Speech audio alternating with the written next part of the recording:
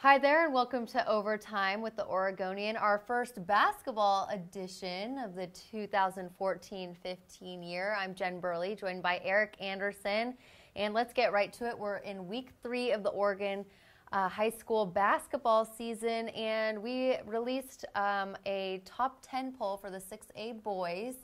Jesuit coming in at number 1, and then they fall to Central Catholic 63-53 on Tuesday night. So that begs to ask the question, who should be the new number 1 in the 6A boys basketball poll? Should it be Central Catholic or someone else, Eric?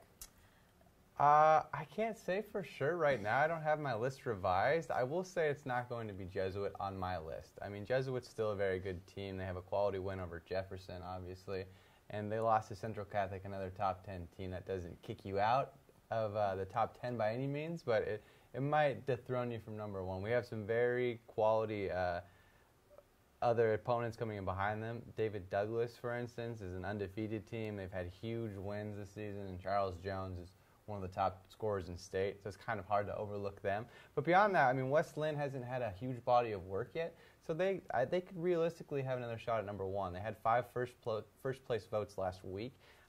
People might jump back onto the West Lynn West Lynn bandwagon. And beyond that, we'll see a little more shuffling in the top 10 as well.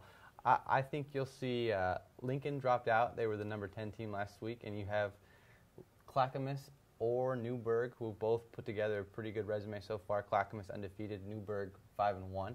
So you could see them entering the top 10 for the first time. And beyond that, I mean, there'll be some shuffling for sure. I wouldn't expect to see Jesuit maintain number 1, though. Yeah, very early on in the season. A lot of these teams haven't even started conference play yet, but it's still fun to debate, and we have a great set of games coming up Friday as well. But let's switch gears to football a little bit. We announced yesterday the 4A all-state teams, and Gladstone just swept up.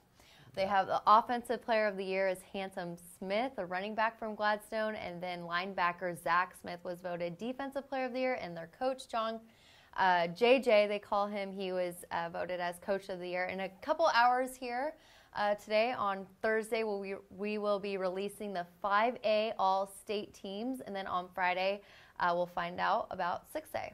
So make sure to go to OregonLive.com throughout the day to check out all the latest news on both football all-state teams and the basketball season. Thanks for joining us today, and we'll see you next time.